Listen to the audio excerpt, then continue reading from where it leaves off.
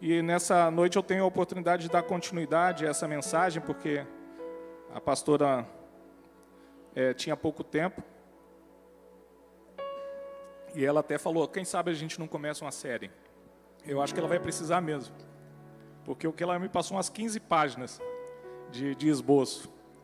E no final, Deus me direcionou para o outro lado. Então ela tem aí o resto do mês para falar do esboço dela. 15 páginas.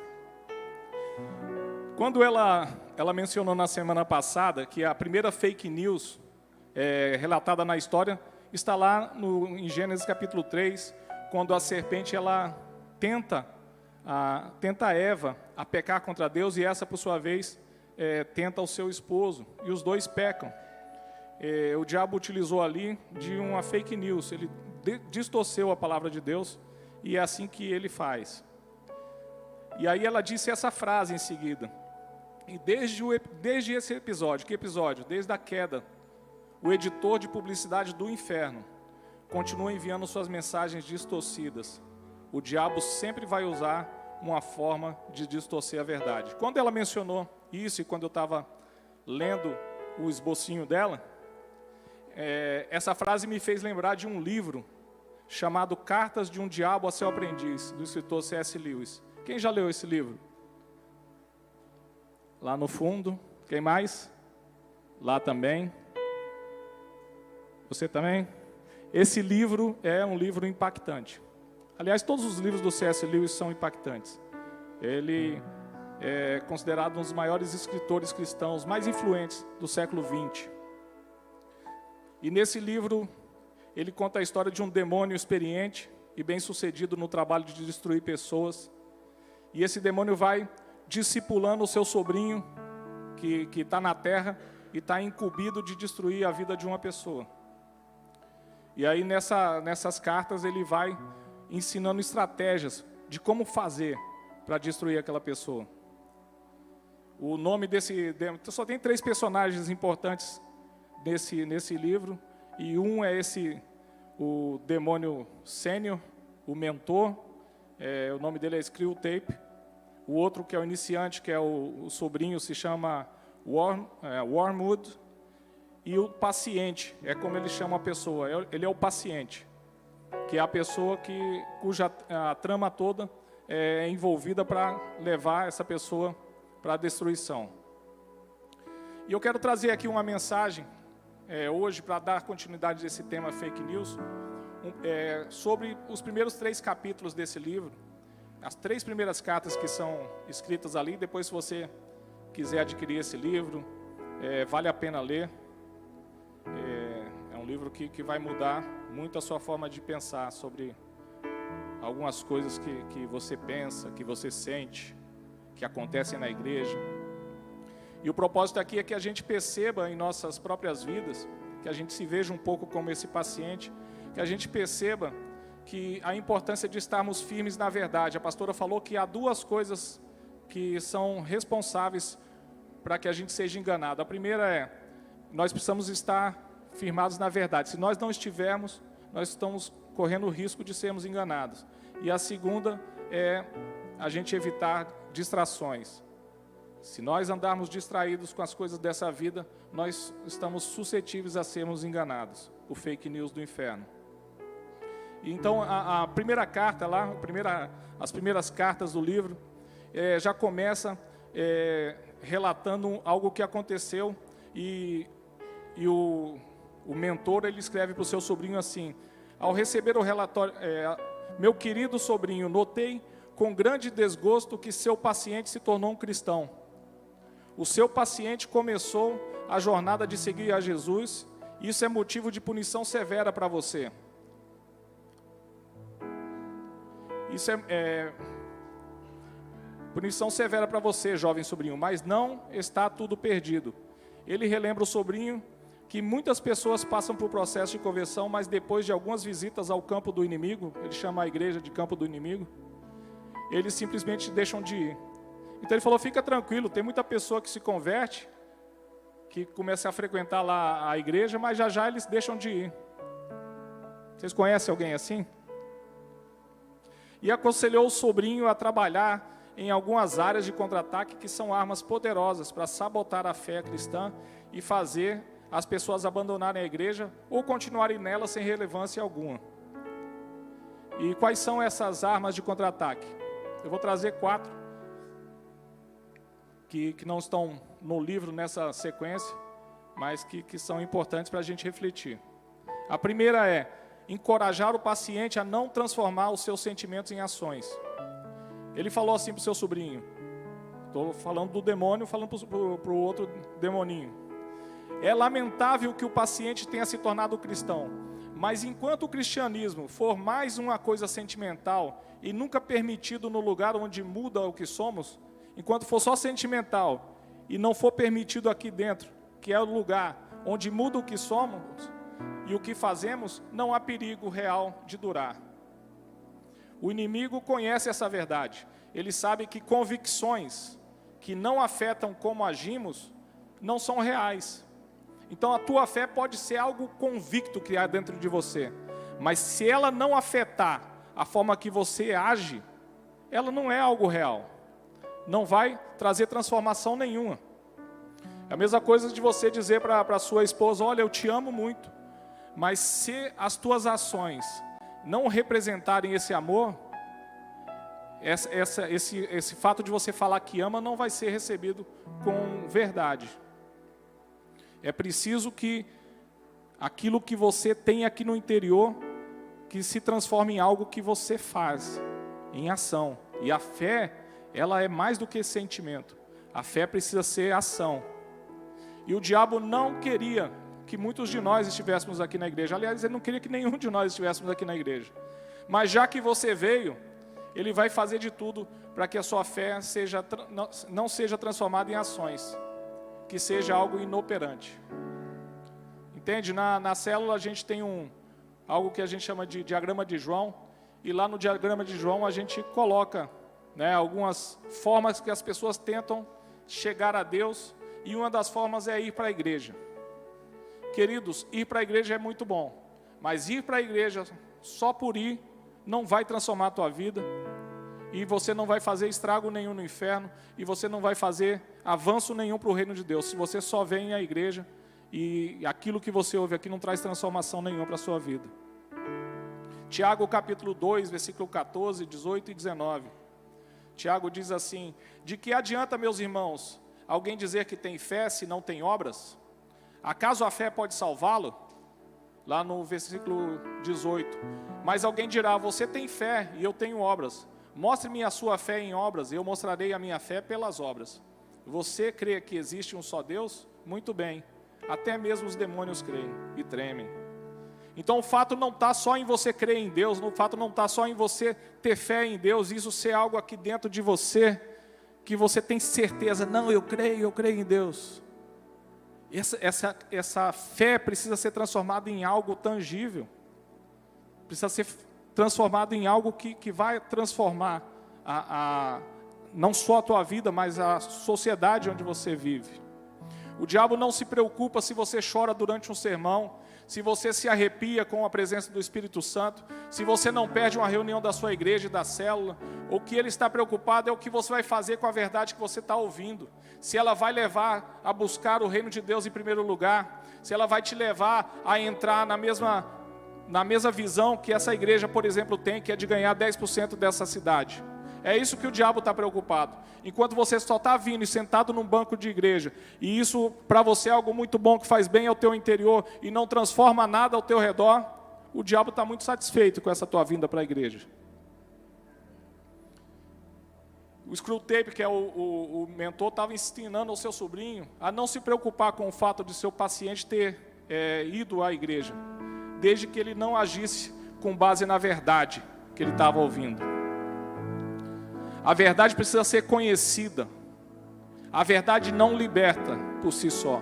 A verdade que é conhecida traz libertação. Conhecereis a verdade e ela vos libertará. Lá em Isaías capítulo 61, eu vou ler um pouco rápido por causa do nosso tempo, mas ele vai correndo ali atrás de mim. Isaías 61 diz assim, essa primeira parte diz o que a verdade faz em você. O Espírito do soberano Senhor está sobre mim, porque o Senhor ungiu-me para levar boas notícias aos pobres. Isso é Jesus falando. Você vê lá em Lucas ele falando que essa palavra se cumpre nele. Ele me enviou para cuidar dos que estão com o coração quebrantado, anunciar liberdade aos cativos e libertação das trevas aos prisioneiros, para proclamar o ano da bondade do Senhor e o dia da vingança do nosso Deus, para consolar todos os que andam tristes e dar a todos os que choram em Sião uma bela coroa em vez de cinzas, o óleo de alegria em vez de pranto, e um manto de louvor em vez de espírito deprimido. E aí, até aqui é o que Jesus faz com você. Mas daqui para frente é o que você faz a partir de você ter um encontro com essa verdade. Diz assim: eles serão chamados carvalhos de justiça, que em nós, plantio do Senhor, para a manifestação de sua glória. Eles reconstruirão as velhas ruínas e restaurarão os antigos escombros. Renovarão as cidades arruinadas que têm sido devastadas de geração em geração.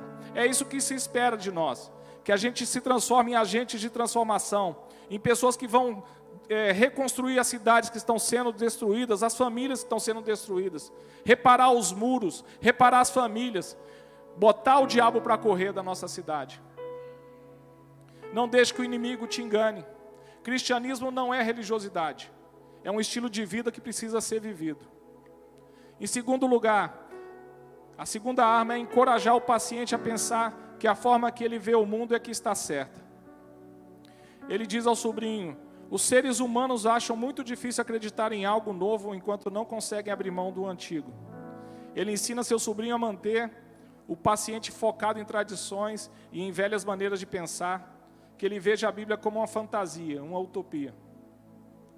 Deixe-o se apegar às próprias convicções e a ofender-se com tudo e todos que confrontam a sua forma de pensar. E aí ele diz que o paciente não estude nada, mas de alguma forma se considere um especialista em todas as coisas. Ou seja, ele quer que a pessoa continue sendo ignorante, mas ao mesmo tempo achando que sabe tudo, um cabeça dura, um orgulhoso. E o que a Bíblia diz a esse respeito? Romanos capítulo 12, versículo 2. Não tem uma vez que eu suba aqui que eu não fale desse texto. Não se amolde ao padrão desse mundo, mas transforme pela renovação de sua mente, para que sejam capazes de experimentar e comprovar a boa, agradável e perfeita vontade de Deus. Salmos capítulo 1, versículo 1 a 3.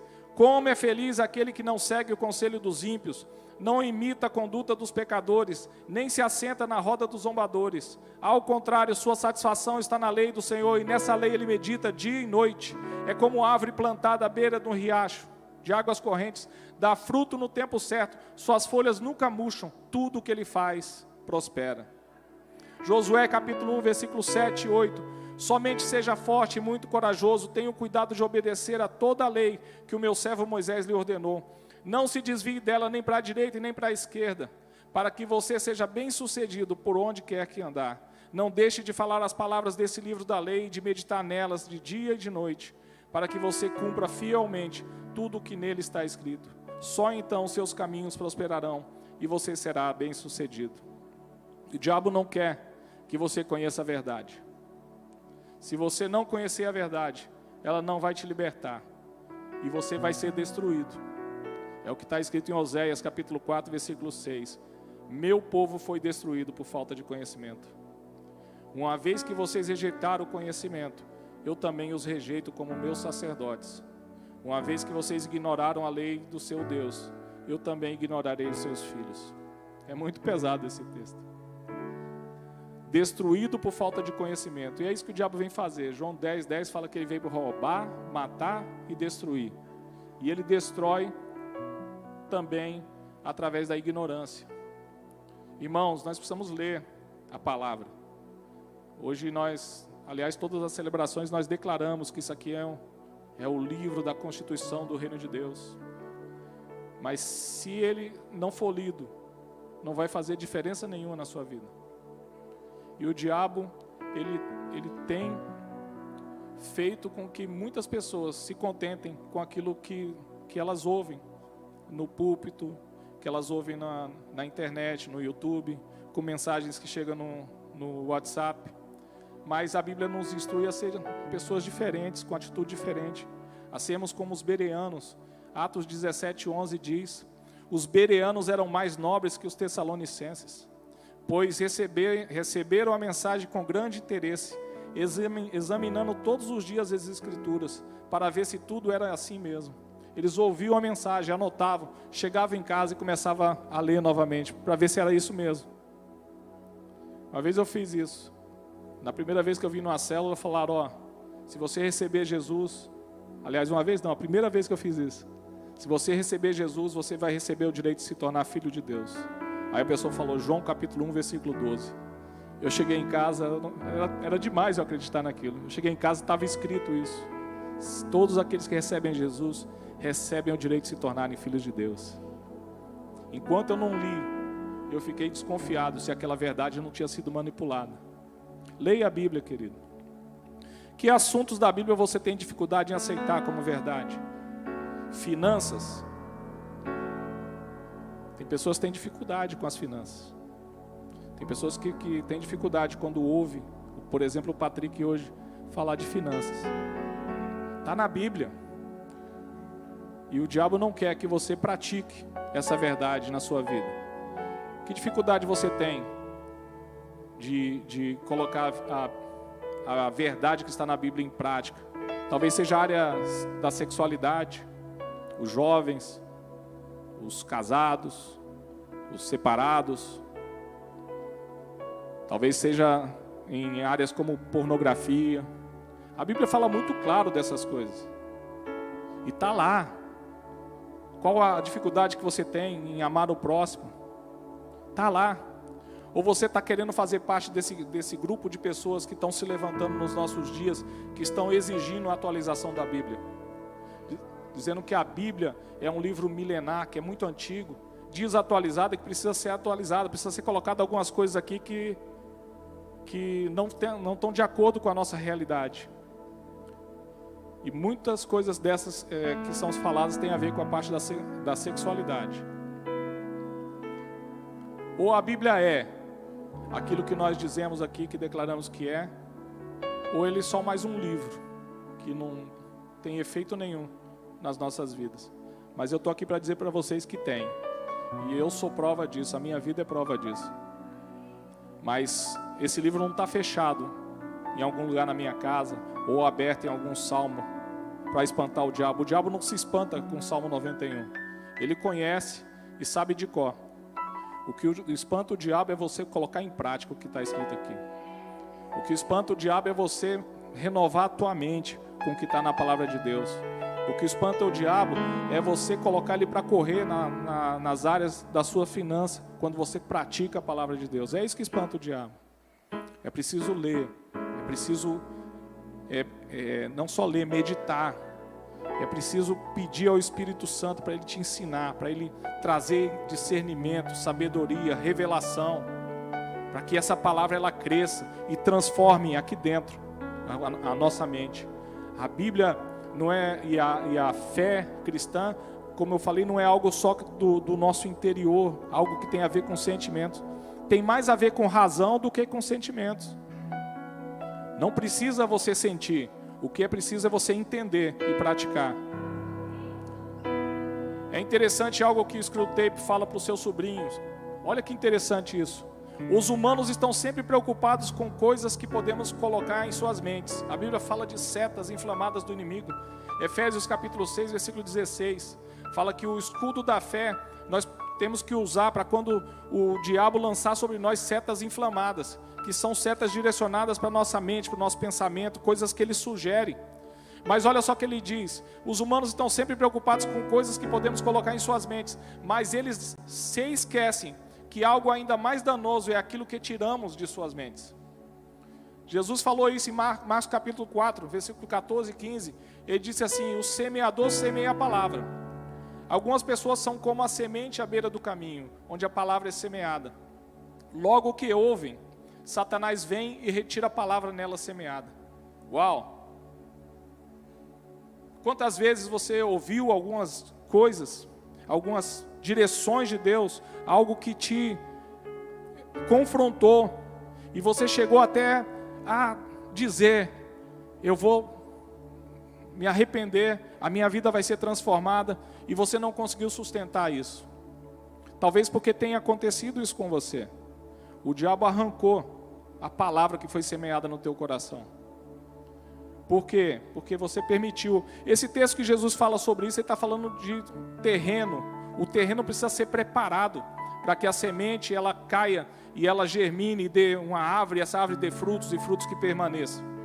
O terreno do nosso coração precisa ser preparado. Agora, um coração duro, um coração rebelde, um coração que não quer ouvir de alguém que sabe tudo, é difícil de uma semente cair e essa semente gerar algo.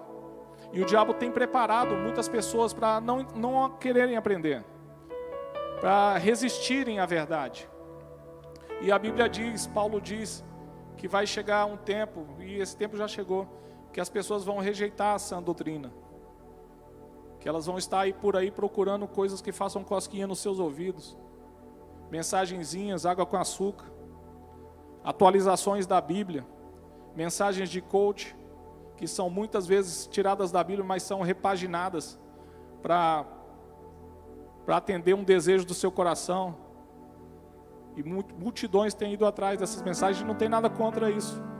O que eu tenho contra é de você ouvir o que um coach fala na televisão, ou no YouTube, ou num curso que você vai, e você põe tanta fé naquele negócio, que você no dia seguinte já coloca em prática, no seu negócio, na sua vida, né? Mas você vem numa igreja, num culto, num dia de domingo, e você ouve a verdade que vem do céu para a sua vida. E quando você sai ali na porta, você permite que o diabo arranque essa semente do teu coração. É essa a minha preocupação. Continuando a história, em determinado momento, o paciente fica firme em uma igreja. E aí ele fala para o seu sobrinho: você mencionou casualmente em sua última carta, que o paciente continuou a frequentar uma igreja. E apenas uma. Por que não tem um relatório sobre a causa de sua fidelidade? Você não percebe que, a menos que seja devido à indiferença, isso é uma coisa muito ruim. O que ele está falando? Não é bom que essa pessoa está indo numa igreja e que ele está se firmando lá, e que ele só vai em uma igreja. Que se não for por um motivo de indiferença, ou seja, ele só vai porque a esposa dele chama, ele só vai porque os pais exigem que ele vá, ele só vai porque não tem nada para fazer mesmo, ele só vai porque depois eles vão acabar saindo e comendo com as pessoas. Por indiferença, se não for por indiferença, isso é algo que é muito ruim para o demônio, mas muito bom para Deus. E aí ele traz 2 outros contra-ataques e ensina o seu discípulo a usar contra aquele cristão. E o primeiro contra-ataque é encorajar o paciente a focar na imperfeição da igreja. No lugar de santos, irmãos e irmãs, quero que vocês coloquem em sua mente o dono da mercearia local, com pele oleosa, e a mãe dona de casa com cabelos despenteados. Eu não estou nem olhando para frente, porque eu não... Foi o escritor que escreveu isso aqui, então não quero que vocês pensem que eu estou falando para alguém. Contanto que esses vizinhos cantem desafinadamente, tenham botas que rangem, tenham queixo duplo ou roupas estranhas, o paciente facilmente acreditará que a religião é alguma forma ridícula. Isso aqui foi tirado do livro. O diabo quer que você foque na humanidade imperfeita das pessoas da igreja, em quem eles são e o que eles fazem fora daqui. Mas a Bíblia diz uma verdade que é do céu. Está lá em 2 Coríntios capítulo 5, versículo 16. Diz assim: de modo que de agora em diante, a ninguém mais consideramos do ponto de vista humano. O diabo quer que você continue olhando as imperfeições humanas do seu irmão, da sua irmã.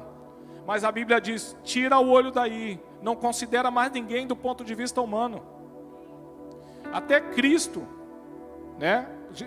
Paulo estava falando que ainda que antes tenhamos considerado Cristo dessa forma, agora já não o consideramos assim. Não foque na humanidade, na carnalidade, nas imperfeições que nós temos. Olhe para cada um através do que Cristo fez e está fazendo em nós. É assim que Deus nos olha.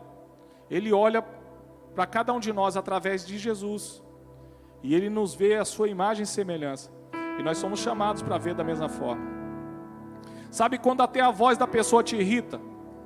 Não balança a cabeça confirmando, por favor. Sabe quando começamos a julgar a motivação das pessoas? Quando falam, quando oram, quando cantam, você sempre pensa, por que ela está falando isso? Deve ter alguma coisa por trás.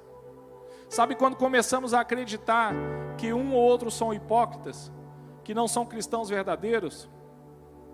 Isso acontece na igreja. Você já se perguntou se isso é algo natural? Esse negócio de ser o santo não bater com o santo da outra pessoa não é bíblico. Isso é fake news do inferno. Isso não está na Bíblia. Aliás, quando se diz aí fora do santo não bater com outro santo, tem mais a ver com ocultismo do que com Bíblia. Ao contrário, o que a Bíblia diz é que nós devemos amar e suportar uns aos outros. Essa é a verdade bíblica. Efésios capítulo 4, versículo 2 e 3. Sejam completamente humildes e dóceis, e sejam pacientes, suportando uns aos outros com amor. Façam todo o esforço para conservar a unidade do Espírito pelo vínculo da paz. Jesus, em sua oração, que está registrada em João capítulo 17, ele diz assim: minha oração não é apenas por eles, rogo também por aqueles que crerão em mim por meio da mensagem deles, para que todos sejam um. Como tu estás em mim e eu em ti, que eles também estejam em nós, para que o mundo creia que tu me enviaste. Dê-lhes a glória que me deste, para que eles sejam um, assim como nós somos um, eu neles e tu em mim. Que eles sejam levados à plena unidade, para que o mundo saiba que tu me enviaste e os amaste como igualmente me amaste. Então, quando nós nos envolvemos nessas setas malignas, deixamos essas setas do inimigo nos levar à discórdia, à indiferença, a evitar pessoas da igreja, a gente está indo do lado contrário, na contramão daquilo que Jesus espera da igreja. Jesus espera que nós sejamos um, e nós devemos nos esforçar, porque tem alguns irmãos que nós precisamos nos esforçar, né? Mas nós precisamos nos esforçar, porque isso não é desculpa para que a gente não seja um. O diabo quer que você não veja a viga que está nos seus olhos e que o seu foco esteja no cisco que está no olho do seu irmão. Querido, se você tem problema com alguém, se você não consegue ficar perto de alguém, se você evita aquela pessoa na igreja ou até fora da igreja, o problema não está nela, o problema está em você. Tem uma viga nos seus olhos e você precisa retirar essa viga. Olha essa frase, que dependendo do uso, friso aí, dependendo do uso, pode ser uma fake news do inferno. E talvez você já falou, mas dependendo do uso foi fake news. Tire os seus olhos das pessoas e foque em Cristo. Não, eu vou para a igreja, mas meus olhos não estão nas pessoas, as pessoas são imperfeitas, meus olhos estão em Cristo. Isso, dependendo do uso, pode ser uma fake news, porque o que diz lá em 1 João capítulo 4, versículo 20, se alguém afirmar eu amo a Deus, mas odiar seu irmão, é mentiroso, pois quem não ama seu irmão, a quem vê, não pode amar a Deus a quem não vê. Então, dependendo do uso, você não ama o teu irmão, você não quer nem ver o teu irmão, e você está dizendo que você vem à igreja e teu foco está em Jesus. Quarto e último ponto: encorajar o paciente a ser um crítico e um grande conhecedor de igrejas. Se o paciente não puder ser curado de ir à igreja, a próxima melhor coisa é mandá-lo para toda a cidade à procura de uma igreja que lhe agrade, até que ele se torne um grande especialista em igrejas. Encorajo-o a ser fortemente opinativo quando se trata de coisas como chamar culto versus celebração. Por que chamar celebração e não culto? Santa Ceia versus Ceia do Senhor. Pequenos grupos ao invés de célula. Se o sermão foi superficial ou se foi profundo. Em última análise, esses argumentos servem para afastar as pessoas de coisas que são realmente importantes. Em vez de o paciente deixar a celebração motivado pelo amor, ele vai embora ofendido por coisas que não importam. Interessante? Você sai daqui ofendido, né, com o louvor, com as palavras, com o horário. E tudo aquilo que foi falado, que o Espírito Santo falou ao seu coração, não importa. O diabo não quer que você pertença a uma igreja. Ele prefere que você seja um eterno visitante. Alguém que aos poucos vai se tornando muito exigente, muito crítico. E que no final vai se frustrar cada vez mais, porque nunca encontrará uma igreja perfeita. O dia que você encontrar uma igreja perfeita, não entre nela. Porque se você entrar, ela deixa de ser perfeita. Falo de mim também. O cachorro que tem pulgas, não adianta ser trocado de casinha. As pulgas vão junto com ele. É preciso tratar as pulgas antes de mudar. Você sai dessa igreja, você vai levar as suas pulgas para outra. E você não vai conseguir ficar lá na outra igreja. E tem gente que acha bonito isso. Que já visitou não sei quantas igrejas. Não é bonito. Aqui nessa igreja, nós queremos receber todo mundo. Mas antes de você ser recebido, se você está visitando e você é de outra igreja, antes de você ser recebido aqui como membro, nós vamos chamar o teu ex-pastor. E vamos perguntar, né, o que aconteceu. Nós vamos tentar de tudo para você voltar para a tua igreja. A gente não quer encher essa igreja de pessoas de outras igrejas. A gente quer aqui pessoas que querem somar junto conosco. Que entendem que aquela visão, missão, propósito que tem ali naquela parede, fala, puxa, eu quero fazer isso. Eu quero viver para esse propósito, eu quero viver para essa visão. Aqui nós temos uma reunião que é chamada de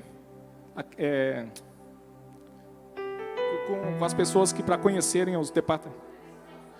Conexão Família. Eu dei um branco aqui. Mas uma reunião chamada Conexão Família. Essa reunião é para que a pessoa que vem pela primeira vez e quer se tornar membro da igreja, que ela veja a visão, a missão, o propósito, que ela veja os departamentos da igreja e que ela entenda como que a igreja funciona. Para que ela, depois de ver tudo isso, ela fale, é aqui mesmo que eu quero ficar. E aí nessa oportunidade ela também fala, não quero ficar aqui não. Não falaram que aqui tem ministério de visita aos presídios, aqui não tem ministério de visita aos hospitais. Aliás, até tem, né, que está começando. Aqui não tem isso, aqui não tem aquilo. Aqui não tem escola dominical. Lá eles têm o tal de caminhada da fé. Então essa igreja provavelmente não vai ser boa para você. E tem bastante na cidade. Igrejas boas. Se quiser a gente pode até te recomendar. Mas se você quiser, de fato, fazer parte da ceifa, você precisa entender como que a ceifa é. E se firmar aqui. Porque a partir do dia que você falar, eu quero ser membro, aí você já está escolhendo um pastor, uma pastora, você já está escolhendo contribuir financeiramente aqui com seus dízimos, suas ofertas. Você está escolhendo fazer parte de verdade. Porque não dá para você dizer que faz parte de uma igreja e o teu bolso não faz parte dela. E porque você, no ponto anterior, você não está se deixando ser tratado por Deus. Então, o diabo não quer que você faça parte e pertença da igreja. Porque se você pertencer de fato a uma igreja, você vai ser uma bomba atômica para o reino de Deus nessa cidade. Mas enquanto você ficar vagando, visitando as igrejas, por mais que você conheça todos os pastores da cidade, que você conheça como é que eles chamam, como é que eles dão os nomes das coisas lá. Lá se chama presbítero, e aqui vocês chamam de diácono. Isso não faz importância nenhuma, querido. O que faz importância de verdade é se você tem um coração ensinável. Se você está disposto a se render aos pés de Jesus, se você está disposto a entrar debaixo da mesma missão que essa igreja ela caminha, e se você quer arregaçar suas mangas para conquistar a cidade para Jesus. Normalmente essas pessoas elas ficam muito críticas, dão muita opinião, e eu não estou falando que a crítica não deve ser feita, mas preste atenção se você está constantemente criticando, principalmente como desculpa para não se envolver mais com a igreja. Muitas pessoas criticam, mas elas não querem se envolver, e elas usam as críticas justamente para ficar de longe. Algumas críticas são muito boas e bem-vindas, quando acompanhadas de uma disposição de ajudar, e não como uma oportunidade para jogar mais lenha na fogueira. Enquanto você está reclamando do tempo de duração da ministração, tem alguém recebendo uma verdade transformadora de Deus em sua vida. E a capacidade de se conectar com Deus não depende só do sermão, mas em grande parte do ouvinte e do coração que está aberto para receber ou não. Não importa quem está pregando aqui. Enquanto você está reclamando da canção, da altura do som ou do cantor que está aqui na frente, tem alguém entregando ao Senhor a sua melhor adoração. Tem alguém adorando em espírito e em verdade. Em João capítulo 4 diz que Deus está procurando os verdadeiros adoradores que o adorem em espírito e em verdade. Não importa se são desafinados, não importa se eles cantam alto ou cantam baixo. O que importa é o coração e como que eles estão se entregando para o Senhor. Querido, não deixe, de se tratar. Deixe que o Senhor te trata. Reconheça o seu pecado, a sua falta de disposição para fazer aquilo que Deus está chamando para fazer. Reconheça o pecado da ingratidão que se manifesta ao julgar as pessoas que estão te servindo. Talvez elas não façam tão bem como você diz que faria, mas elas estão fazendo. Tem uma frase que o pastor sempre cita: a forma que eu faço é muito melhor da forma que você não faz. Quantas coisas na igreja poderiam melhorar se você, de fato, levantasse dessa cadeira e ao invés de ficar criticando e pensando em sair, ameaçando de sair, tá igual aqueles maridos que já estão cansados de serem de fato homens da casa e ficam ameaçando suas esposas de que vão sair e ficam deixando os seus filhos em situação de insegurança. Essas ameaças, elas não mudam o coração de Deus. Essas ameaças só fazem mal para você. Para nós, com certeza faz. Nós não queremos que você saia, mas também nós não queremos que você fique aqui se enganando, esquentando a cadeira com a sua busanfa. Eu não sabia como falar isso. Mas nós queremos sim que você seja um cristão operante, um cristão que dê frutos, uma pessoa que coloca à disposição do reino de Deus os dons que Ele te deu, a inteligência que Ele te deu, a capacidade que Ele te deu. E eu não duvido, querido, que as críticas que você tem, as opiniões que você dá são muito importantes. Mas o fato de você não estar disposto a servir, não te dá autoridade para reclamar.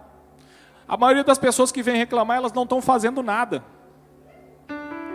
Agora, se você é um líder de célula, se você é um discipulador, se você é alguém que trabalha na igreja, se você é alguém que está servindo, que está disposto, todas as suas críticas são muito bem-vindas, todas. Agora, se você é alguém que está sempre criticando e não está fazendo nada, infelizmente, você está atrapalhando.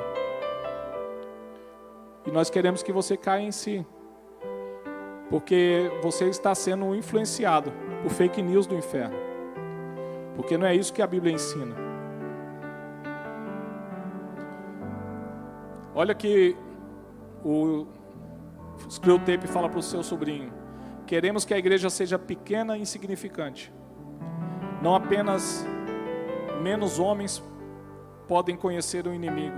Ele chama Deus de inimigo. Não apenas menos homens podem conhecer o inimigo, mas também que aqueles que o conhecem sintam que sua fé é uma fé de tolos. Então o que ele quer é que a igreja seja algo inexpressivo e que as pessoas que estão dentro sintam-se até envergonhados de terem fé. Mas sabe qual que é a verdade que o inimigo quer ocultar? É o que está escrito em Mateus capítulo 16, versículo 18 e 19. Jesus diz assim: e eu lhe digo que você é Pedro, e sobre esta pedra edificarei a minha igreja, e as portas do Hades, que é o inferno, não poderão vencê-las. Eu darei as chaves do reino dos céus. O que você ligar na terra terá sido ligado nos céus, e o que você desligar na terra terá sido desligado nos céus. Essa é a verdade dos céus, que nós, como corpo de Cristo, nós temos a chave do reino dos céus, e nós mandamos prender e mandamos soltar. É isso que está escrito aqui nas minhas palavras. Mas enquanto a gente ficar deixando o inimigo minar a nossa fé, minar a nossa participação no reino de Deus, na igreja, enquanto ele ficar colocando coisas dentro de nós contra os nossos irmãos, a nossa fé vai ser inoperante. E o fato de você ser cristão não vai fazer diferença nenhuma. Se você continuar lendo esse livro, você vai ver outros ensinamentos que ele dá. Ele fala em encorajar o paciente a não compartilhar suas dúvidas com ninguém e a não deixar que ele as coloque para fora, sabe? Muita gente tem coisas aqui dentro que precisa botar para fora. Enquanto você não botar para fora, não chamar alguém para compartilhar, o diabo vai continuar te prendendo nessa área. Seja um pecado, seja alguma dúvida, ele fica querendo que você tenha vergonha de compartilhar. Mas a gente tem aprendido uma frase, que é melhor que você fique vermelho por um pouco tempo do que ficar amarelando aí o resto da vida. Procura alguém, compartilha. Outra coisa que ele fala, trabalhe forte no desapontamento entre expectativa e realidade. Sabe? A expectativa que você gera, e aí depois a realidade é totalmente diferente. Isso é o diabo mostrando para você uma expectativa irreal, de perfeição, que não existe. E aí você se desaponta. Aí ele fala, trabalhe muito nesse desapontamento. Vai gerando mais desapontamento na pessoa, para ela ficar cada vez mais triste, se sentir mais fora, com um pezinho fora. Daqui a pouco é fácil ela sair. Mantenha-o dependente de emoções. Olha, mantenha-o dependente de emoções. Enquanto eu estou sentindo, tá bem. Hoje eu não estou sentindo nada. Que culto mais frio. Eu não senti nenhum arrepio, eu não senti nada. Aliás, eu nem senti que deveria ter vindo aqui hoje. Tem gente que ficou em casa porque não estava sentindo o que precisava vir. São pessoas que são movidas pelas emoções. E o mentor falou para o demôniozinho, mantenha-os assim, dependentes de emoções. Mantenha-o focado no aqui e agora, nos problemas reais da vida, naquilo que é familiar e conhecido, né? Sai lá fora, amanhã já tem boleto, amanhã já tem coisas para fazer, tem tanta dificuldade, e não consegue aplicar a Bíblia, a palavra de Deus, nessa realidade.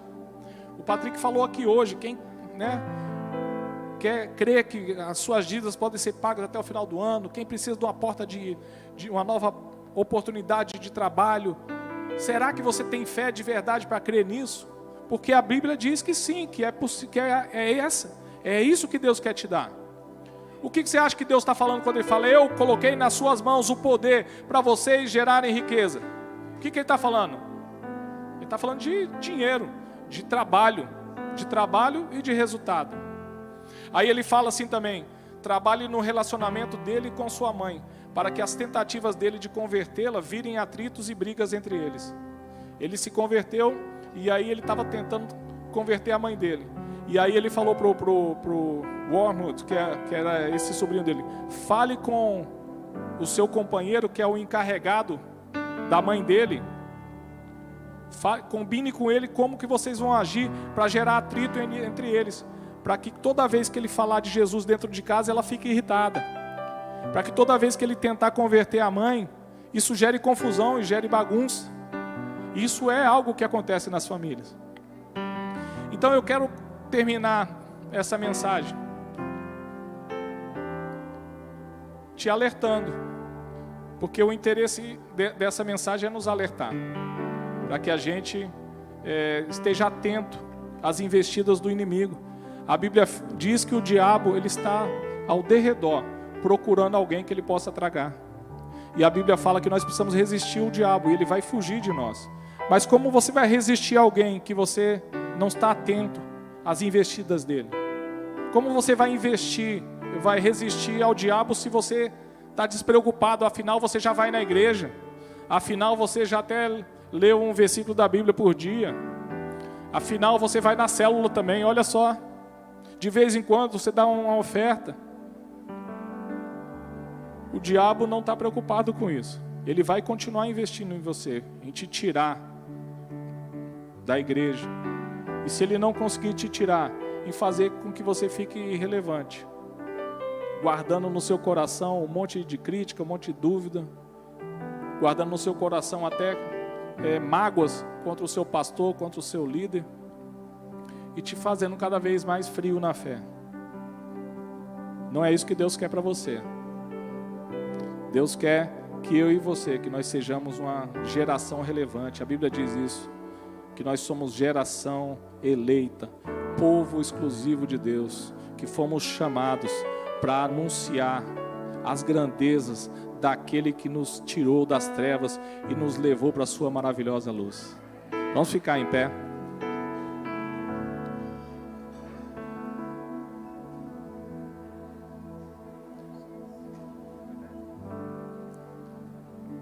Eu quero, primeiramente, dar uma oportunidade a você que é nosso convidado, que está aqui pela primeira vez. E, de acordo com essa mensagem, o inimigo não conseguiu te segurar em casa. E você veio parar numa igreja. Mas o que Deus tem para você é muito mais do que você vir numa reunião. O que Deus tem para você é muito mais do que você conhecer as pessoas ou você atender a um chamado, um convite que te foi feito. O que Deus tem para você é um convite diretamente do trono de Deus. É um convite que foi lido aqui nessa noite, no começo da celebração. Mateus 11, versículo 28. Vinde a mim, vocês que estão cansados e sobrecarregados, e eu os darei descanso.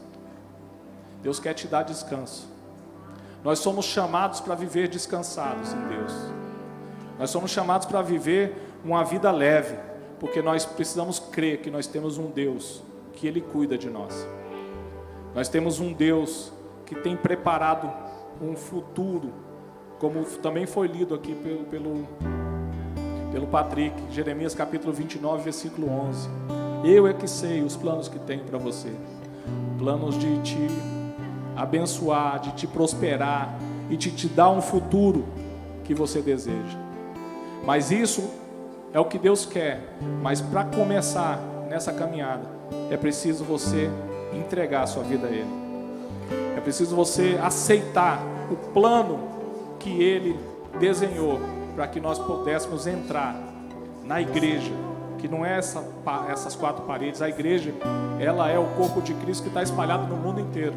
Nós fazemos parte da igreja. Aqui é uma pequena agência da igreja. Mas a igreja é um povo que se chama pelo nome do Senhor.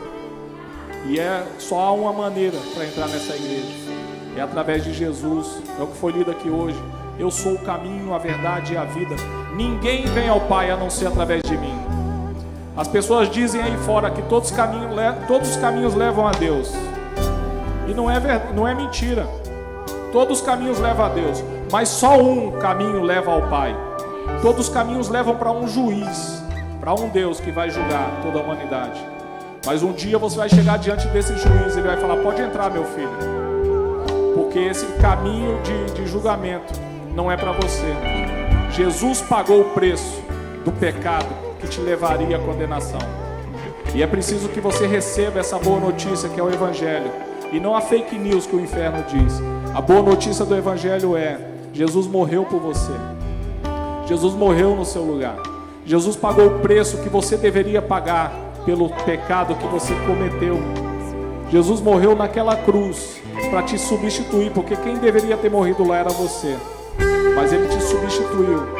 Ele te dá uma oportunidade de aceitar e receber essa nova vida em Cristo Jesus, aonde você passa a ter Deus Todo-Poderoso como seu Pai.